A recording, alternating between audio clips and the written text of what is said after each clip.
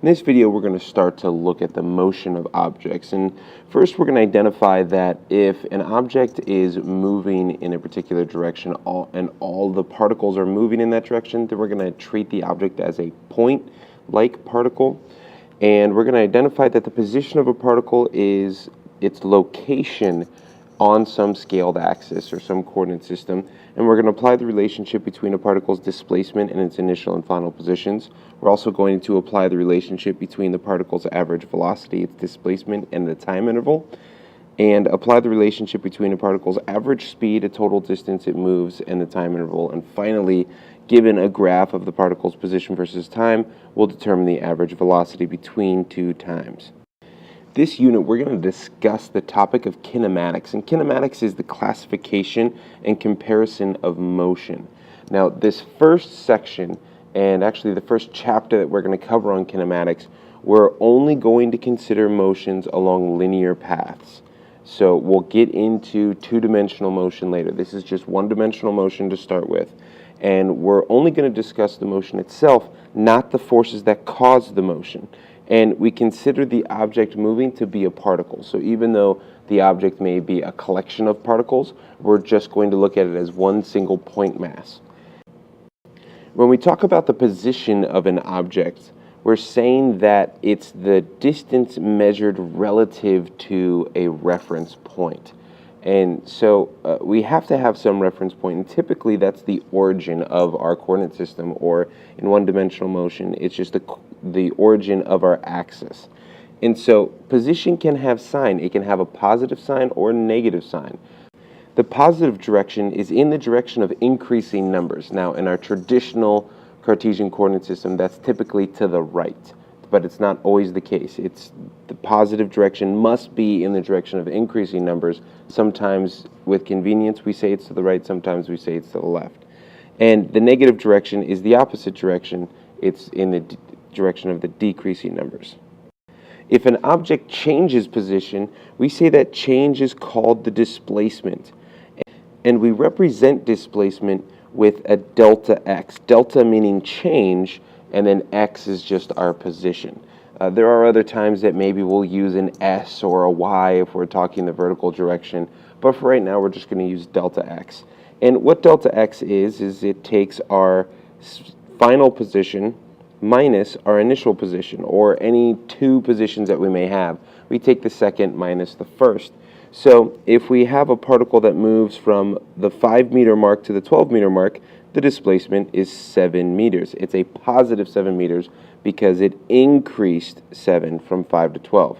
If it starts at the 5 meter mark and then ends up at the 1 meter mark, then the displacement is negative 4 because it's going backwards. It's going in the direction of decreasing numbers, and so the displacement is negative 4. And finally, if we have a particle that starts at the 5 meter mark, then travels to the 200 meter mark, and then makes another trip back to the 5 meter mark, then the total displacement is in fact 0 because it started at 5 and ended at 5, so 5 minus 5 is 0. The actual distance covered, and this is important, the actual distance covered is irrelevant. Displacement is not distance. Now, you might argue that these first two examples, displacement and distance, were equivalent, and yes, that is true. That is sometimes the case. But distance and displacement are not synonymous. They talk about two different concepts. Displacement is a change in position. Distance is a length that is covered.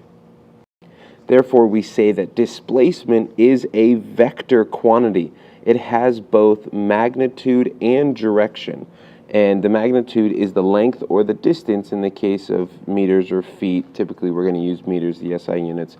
And the direction is along a single axis. So if we're talking one-dimensional motion like we are now, then we can simply just say positive or negative. When we get into two- and three-dimensional motion, we'll have to be a little more specific with our direction. But for right now, it's just positive or negative.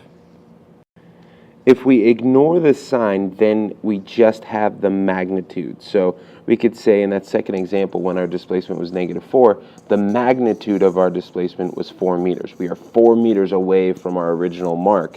That doesn't tell us the direction. We don't know if we're 4 meters above 5 or 4 meters below, but we know the magnitude is 4 meters. Let's take a look at this quick checkpoint right here.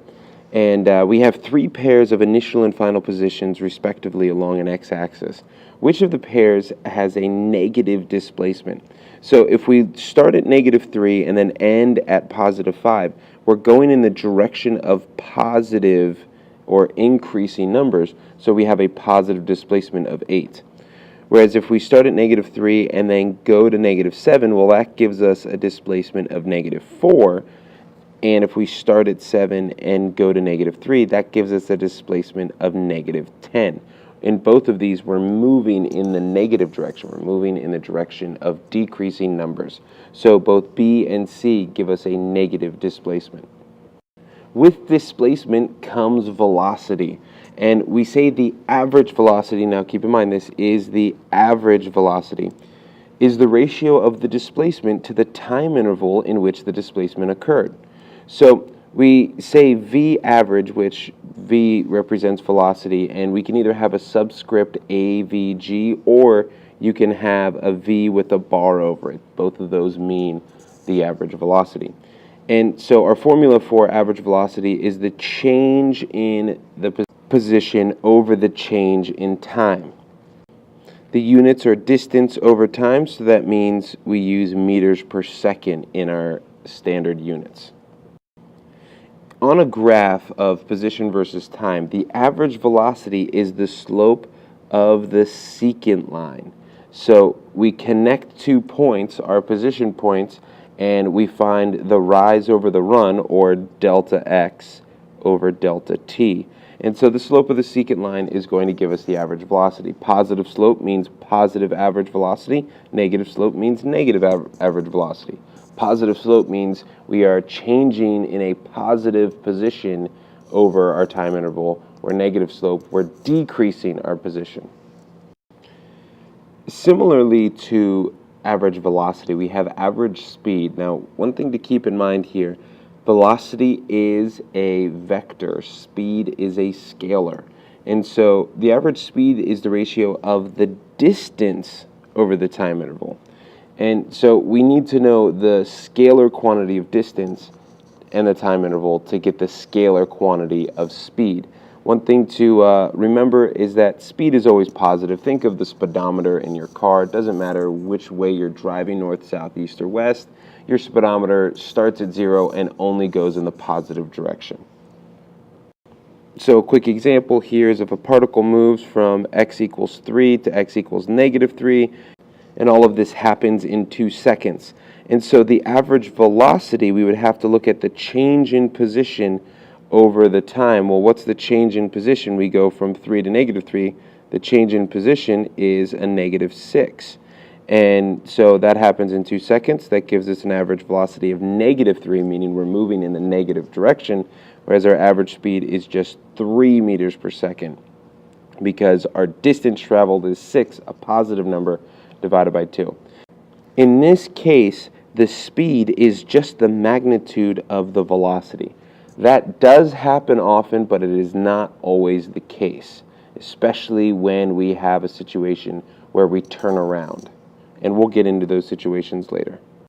Now that we have the basic concepts down, we're going to move on to looking at velocity a little more closely. And so in the next part of the video here, when we're given a particle's position as a function of time, we're going to calculate the instantaneous velocity, and this is where calculus comes into play. And also, given a graph of a particle's position versus time, we're going to determine the instantaneous velocity for that particular time. Once again, more calculus, and then we're going to identify the speed as the magnitude of the instantaneous velocity. And just like I said on the last slide, the speed is not always the magnitude of the velocity. That's when dealing with average. But you'll find here that when we deal with instantaneous velocity, the speed is the magnitude of the instantaneous velocity. So we have to create a separation between what is average velocity and speed and what is instantaneous velocity and speed. So what is instantaneous velocity? And typically we will just say velocity, and when we just say velocity, it's implied that it's the instantaneous.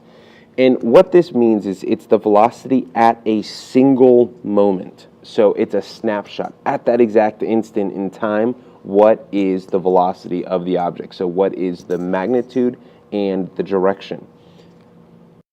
And so knowing what you know from calculus, in that when you take the secant slope of a line and you take the limit as the delta t, or the change in the independent variable, approaches 0, that gives us the slope of the tangent line, which is the derivative of the position versus time curve.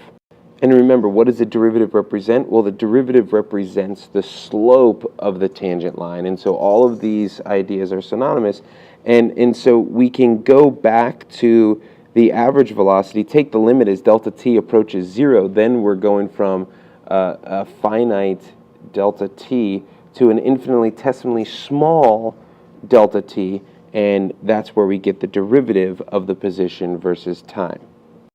In one-dimensional motion, the sign of the velocity will represent its direction. When we're talking about instantaneous velocity, the speed is the magnitude of the velocity. And so a velocity of 5 meters per second and negative 5 meters per second both have an associated speed of 5 meters per second. So the 5 meters per second velocity just means we're moving in the positive direction. The negative 5 means we're moving in the negative direction. But in both cases, we have a speed or a magnitude of 5 meters per second.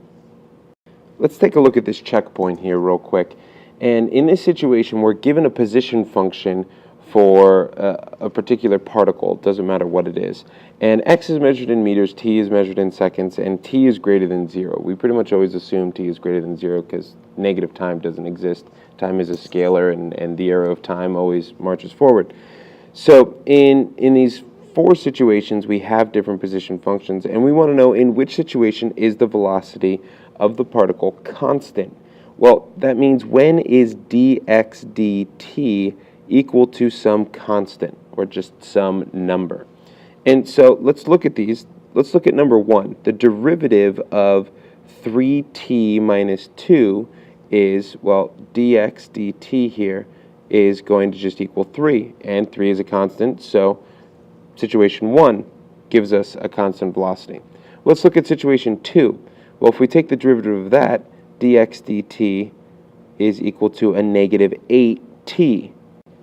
That is not a constant, that's actually in a decreasing function, and so that doesn't fit our situation that we're trying to find here. And same thing with number 3, we take the derivative of that. Well, the derivative of 2 over t squared with respect to t is going to equal a negative 4 over t cubed, which once again is not constant. And finally, let's look at the last position function where x is negative 2. The derivative of that is simply 0. What does that mean? Well, the velocity is 0, and so the position is not changing. And if you look at x equals negative 2, that's just a horizontal line. Now remember, this is x versus t, not y versus x, because you might think in traditional algebra where you have the x and y axis, that's a vertical line, but x is the independent variable in this case. And so this is a horizontal line, the position does not change, and that means there's no velocity. So 1 and 4 both give us a constant velocity. Even though 4 is 0, that's still constant, it's not changing. Whereas situation 2 and 3, those are in the negative direction because we have a negative 8t and a negative 4t cubed. Now, how do we know those are always negative? Well, t is always positive. So if we put in a positive number for t in both of those situations, the velocity is going to be negative. Let's take a look at this last example with velocity, and we have a graph. This is a position versus time graph of an elevator car. And so just looking at the position, we see that it starts at 0 and stays at 0 for a little bit, and then it starts to change its position up to a level of a little above 25, and then levels off there. And so the slope of that function is the velocity, and the velocity is 0 from 0 to 1 seconds because the slope here is a horizontal line. The tangent line is horizontal, slope is 0. and from 9 seconds on. So here we stop and we stay stopped. So what that means is we are stopped from 0 to 1, and then at 1 we start to move. And then at 9 seconds we stop again, and we don't have any other information after those 9 seconds. So the elevator could start again, but we don't have any information on our graph. In between, we are moving, we're changing position. And so the slope of this function tells us how we're changing our position. It tells us the velocity. And so we can graph this. And if we look from B to C, just in that region, from here to here, that is a linear function. The position function is a linear function, so that translates to a constant function in the velocity graph. And so we can draw that as a horizontal line in the velocity graph because the rate at which we're changing does not change. Whereas in this portion from 1 to 3 seconds, that is a curve in the position versus time. So that means that our position is changing, but the rate at which our position is changing is changing. We're going to talk about what that represents in a moment. And so that shows that we have a change in our velocity and we're speeding up, which should make sense. The elevator car is stationary. It speeds up to a max speed, and then it will eventually slow down up here between C and D, and then that translates to a negative slope on our velocity graph. Finally, in this video, we're going to look at the particle's average acceleration and how it relates to the change in velocity. And then we're going to look at its particle's velocity versus time graph, just like the one we just drew. And we're going to see how does the instantaneous acceleration relate to that. And given the graph of a particle's velocity versus time, determine the instantaneous acceleration.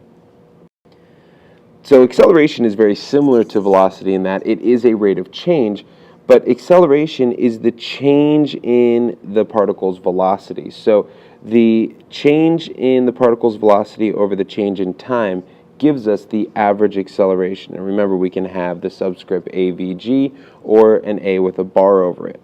Where the instantaneous velocity, using the same logic, we say is the derivative of the velocity function.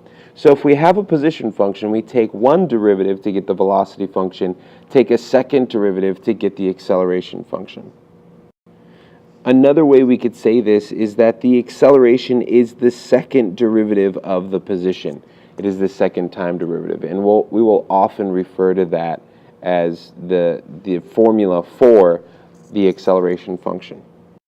Just like velocity, acceleration is a vector quantity. Positive means in the positive direction, negative means the opposite of that. And the units are distance per time squared. So typically that's meters per second squared in the standard units. This last note here is very important. If the sign of the velocity and the acceleration of a particle are the same, then the speed is increasing. So a particle is speeding up when the signs are the same. Whereas if the signs are opposite, the speed is decreasing. Another example here is if a car with a velocity of negative 25 meters per second is braked to a stop in 5 seconds, then the acceleration is a positive 5 meters per second squared. And we get that because our change in velocity is a positive 25. We go from negative 25 to 0, and that happens in 5 seconds. And this supports our last statement in that the acceleration is positive, but the velocity is negative, so the speed is decreasing and has decreased. One of the accelerations that we need to have in the back of our mind is that the acceleration due to gravity on Earth is about 9.8 meters per second squared. And so we use a little g to represent this number, and a lot of times we will relate our accelerations to some multiple of g. Checkpoint 3 here is a good exercise to do to practice your sign of velocity and acceleration when speeding up or slowing down. I'm not going to talk about it right now. I'm going to let you do that. So the answers are right here, but go ahead and read through that. Double check to make sure that you have the correct understanding of like sign, speeding up, opposite sign, slowing down. Finally here, we're going to revisit that velocity versus time graph of the elevator car. And so we don't have the position graph here, but remember, from the position graph, we arrived at this velocity graph. And if we want to draw an acceleration graph, then we need the slope of this graph. So we need the dv dt, or the second derivative of the position. And so we do the same thing. We look at, well, whenever this is a horizontal line here on the velocity graph, that corresponds to a 0 acceleration. Whereas whenever we have a linear function, and so this is a linear increase, a linear decrease, that means that's a positive horizontal line on the acceleration function and a negative horizontal line on the acceleration function.